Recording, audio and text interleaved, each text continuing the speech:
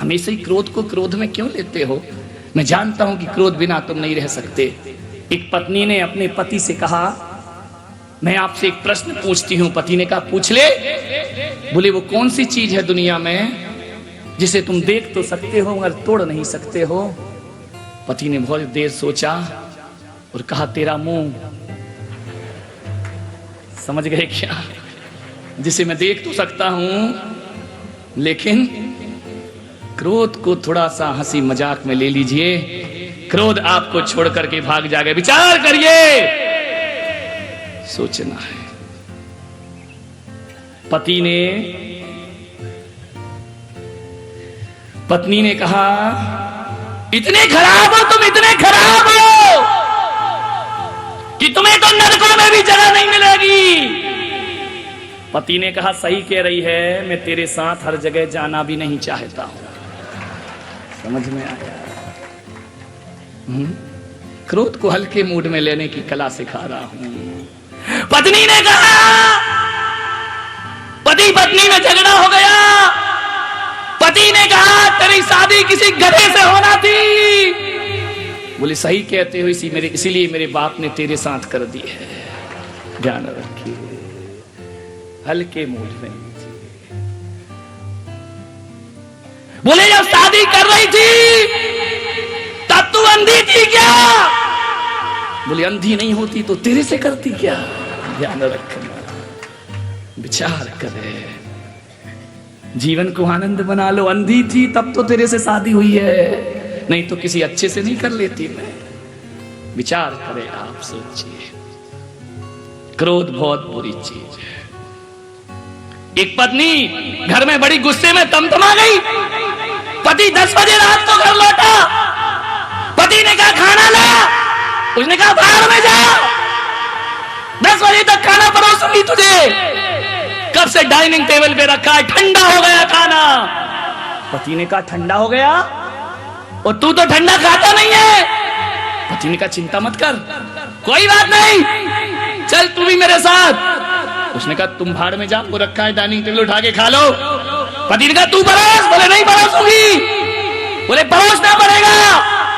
बोले, देखो कैसे परोसती हूं मैं तुमको। पति आया।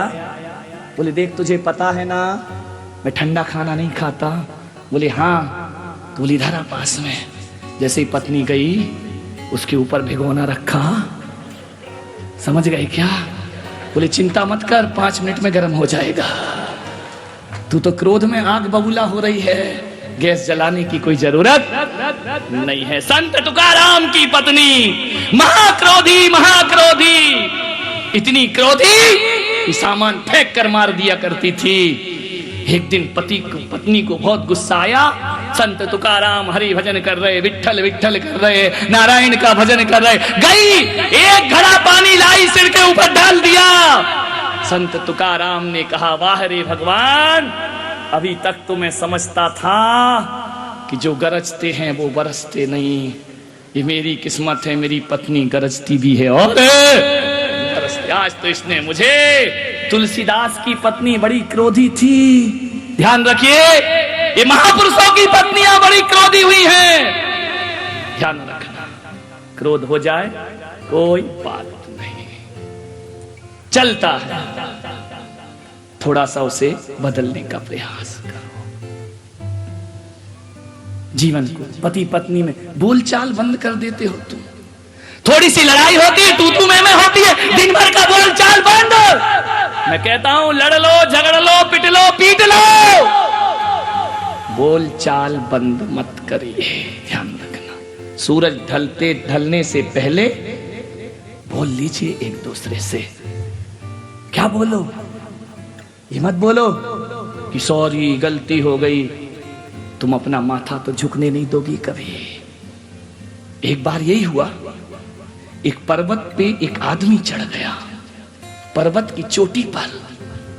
और जैसे ही पर्वत की चोटी पर चढ़ा, उसने पर्वत से कहा कि देख पर्वत, देख पहाड़, मैं तुझसे भी बड़ा हो गया, मैं तुझसे भी ऊंचा हो गया। पहाड़ ने देखा, पहाड़ ने कहा, सब चूच आदमी, तुम मुझसे ऊंचा हो गया। लेकिन एक बात रख, एक बात सुन, मैं बड़ा हुआ हूं तो किसी की छाती पे चढ़ के बड़ा नहीं हुआ हूं, और तू बड़ा हुआ है तो मेरी छाती पे चढ़ के बड़ा हुआ है। कहते हैं वो आदमी उतरा पहाड़ से नीचे और नीचे उतर के सिर झुका के खड़ा हो गया। अब पहाड़ ने कहा, आदमी तू सचमुच बड़ा हो गया। बोले क्यों? बोले तू सिर झुका सकता है और मैं सिर नहीं झुका सकता हूं। जो सिर झुका सकता है वो दुनिया में सबसे बड़ा हुआ करता है, ध्यान रखिए। लेकिन तुम तो अपना सिर झुकाओगी नहीं, ये आदमी झुकाएगा, अपन तो पहाड़ है। नहीं, यहां की महिलाओं की बात नहीं कर रहा हूं, आगरे वालों की कर रहा हूं। तुम्हारी तो झांसी में करेंगे, आना बेटा, घुसने दे देंगी झांसी वाली। विचार करिए आप, झुकने का प्रयास करिए। अरे झुकता वही है जिसमें जान है, और अकड़ मुर्दे की खास पहचान है, ध्यान रखिए।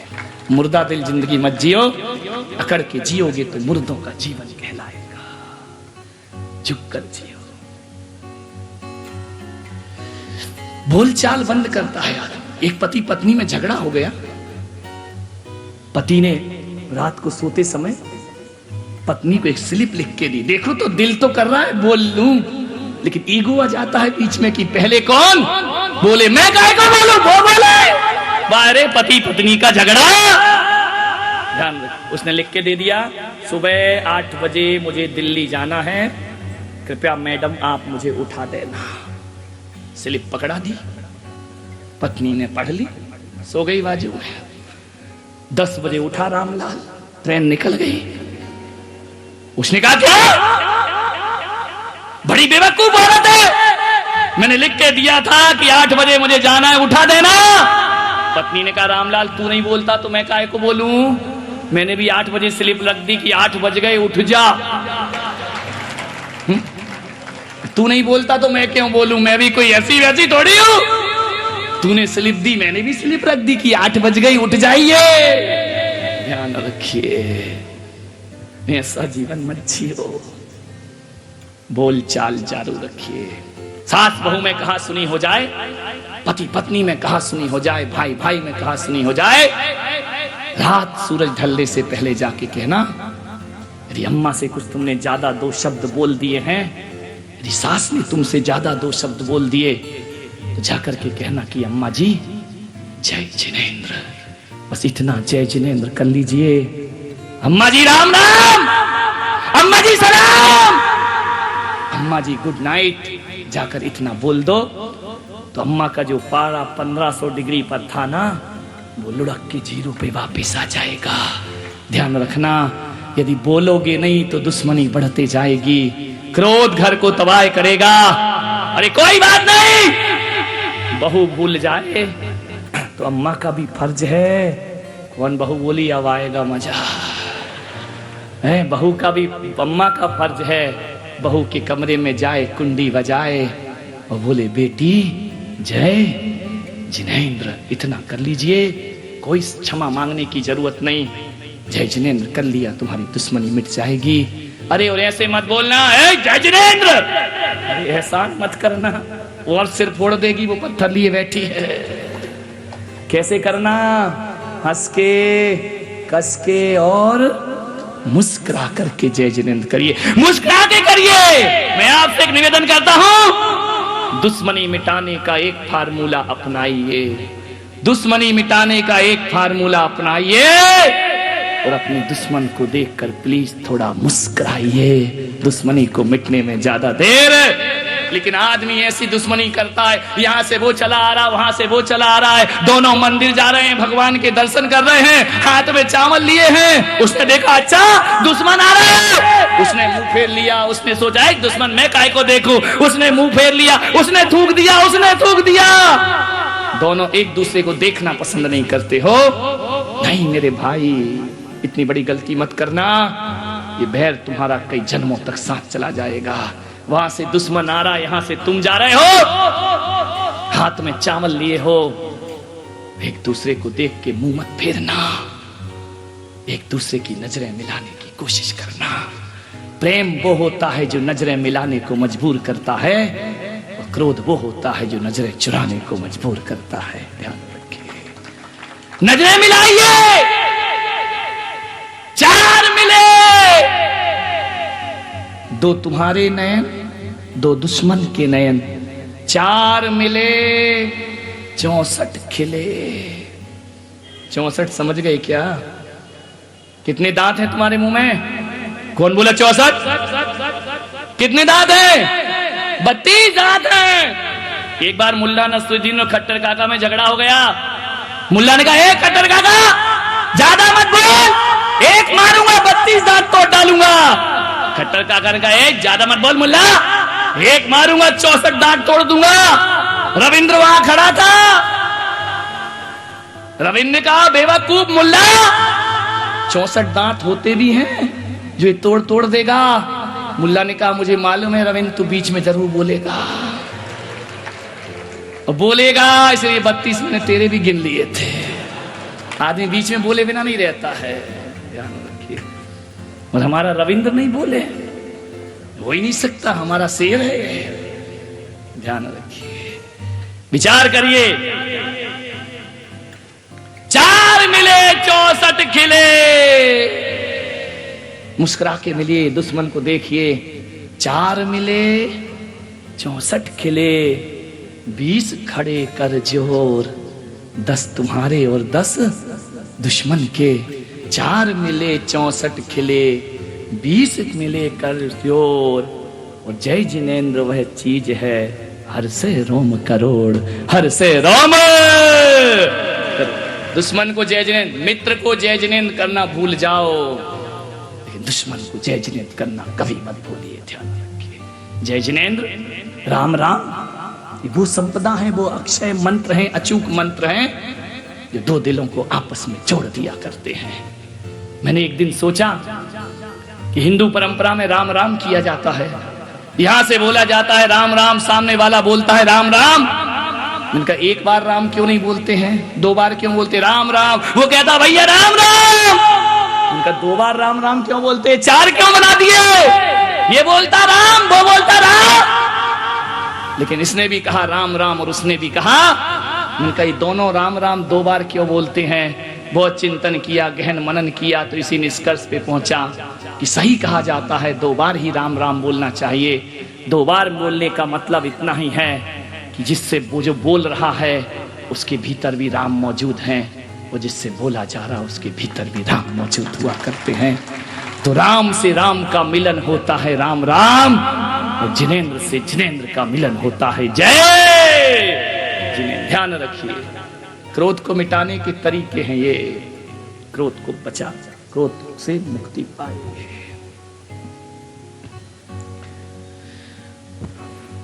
5 मिनट का समय दो, मुझे बोलने के लिए नहीं, क्रोध के लिए। सामने वाले ने गाली दी, कुछ कहा, 5 मिनट का टाइम दीजिए। साइकिल किसी की चल रही है, रोकना है तो पंचर कर देना चाहिए, और क्रोध चल रहा है, उस क्रोध को भी पंचर कर दीजिए। क्रोध की साइकिल आगे बढ़ना बंद हो जाएगी। पंचर कैसे करना है? क्रोध आए तो कहना भैया क्रोध, 5 मिनट बाद मिलना मुझसे, अभी मैं बहुत बिजी। ऐसे क्रोध से जी चुराओ जैसा कर्ज लेने वाला घर आता है वो तुम छिप जाते हो कि बोल देना कि अंकल जी बाहर गए हुए हैं। जैसे उससे मुंह छिपाते हो वैसे क्रोध से मुंह छिपाइए। क्रोध जब भी आए मुहूर्त देखना, हर समय क्रोध मत करना, कभी भी मत करने लगना। रविवार, सोमवार, मंगलवार 7 बार आते हैं जीवन में। सोमवार को क्रोध आए तो सोमवार को सोचना आज सप्ताह का पहला दिन है, पहले दिन क्रोध नहीं करना चाहिए। पहले दिन करूंगा तो 7 दिन करना पड़ेगा, सोमवार को क्रोध कभी नहीं करना। मंगलवार को मंगलम भगवान वीरो मंगलम गौतमो गड़ी मंगलम कुंद कुंदाद्यो जैन धर्मोस्तो। अरे मंगल के दिन अमंगल मत करिए, मंगल भवन अमंगल हारी द्रवसु दशरथ अजर। मंगलवार को क्रोध करके आज के दिन को अमंगल कभी मत करना। बुधवार को तो सुधवार बनाओ मेरे भाई। बुध को क्रोध करके काय को अशुद्ध होते हो। बुधवार को कभी क्रोध नहीं करना, गुरुवार को सोचना आज गुरु का दिन है। गुरु ने कभी छात्रावास में कहा था कि क्रोध नहीं करना। शुक्रवार को आए तो कहना शुक्रिया, आज जुमे का दिन है। सारा मुसलमान नमाज में सर झुकाता है। ए क्रोध, मैं भी आज तेरे सामने सर। जो शुक्रवार को शुक्रिया कर दो। शनिवार को कहना काय को शनिचर घर में बुलाओ। और रविवार को कहना हॉलीडे, आज छुट्टी का दिन है, आज हम तुझसे नहीं। 7 बार ध्यान रखना, क्रोध मत करना। क्रोध साल में 1-2 बार मुहूर्त निकलवाना, एससी जैन के पास जाना, कहना क्रोध करने का मुहूर्त दो। पंडित जी तुम झगड़े मत करवा देना, तुम यही बोलना कि बहुत अच्छा मुहूर्त दूंगा जब गुरु पुष्य नक्षत्र है, तब जी भर के क्रोध करना। मान्यवर, गुरु पुष्य नक्षत्र हर दिन नहीं आता, साल में 1-2 बार ही आता है। ध्यान रखिए, ज्यादा क्रोध अपने सिर पर मत रखो। क्रोध के मालिक बनो, क्रोध को अपने ऊपर हावी मत होने दो। जैसे ढोलक और तबला बजते हैं ना, तो बजाते समय बजाने वाला ऊपर चढ़ा देता है, वक्त आता है तो नीचे उतार देता है। ढोलक को नीचे क्यों उतारा जाता है? नहीं उतारेंगे तो फट जाएगी ढोलक। वो क्रोध का भूत भी नहीं उतारोगे तो ब्रेन हेमरेज होने में ज्यादा देर नहीं लगा करती है। एक बाधक की तरह क्रोध का उपयोग करिए। जब चाहे तब चाहे क्रोध शांत करने का प्रयास करिए। क्रोध की अग्नि पूरे घर को आग लगा देगी। पति पत्नी दोनों हो, परिवार में कितने भी लोग रहते हो, एक अंगार बनो, एक जलधार बनो। दोनों ही अंगार बन गए तो धू धू करके जल जाएंगी तुम्हारी खुशियां, तुम्हारा परिवार, तुम्हारा घर, तुम्हारा जीवन। एक आग तो एक पानी बने। शादी होती है ना, 7 फेरे लिए जाते हैं। अब शादी हो, लड़के लड़के की शादी हो, वो दकियानूसी वचन निकाल के फेंक दो। अब उनसे कुछ नहीं होता। ना उसे पंडित याद रखता है, ना पति पत्नी याद रखते हैं। मैं 7 वचन नए बना रहा हूं, ध्यान रखना। जीवन को सुखी बनाने के लिए 7 वचन तो अभी नहीं बताऊंगा, एक महत्वपूर्ण वचन जरूर बताऊंगा कि जब भी मंडप के नीचे बैठो, लकड़ी के सामने फेरे लगाओ, एक वचन हर पति पत्नी को दिलाना। बोलना कि बोल बेटा, पति पत्नी से बोले, पत्नी पत्नी से बोले, जीवन हम दोनों साथ जिएंगे। कभी मैं अंगारा बनूं तो तू जलधारा बन जाना, और कभी तू अंगारा बने तो मैं जलधारा। अच्छा।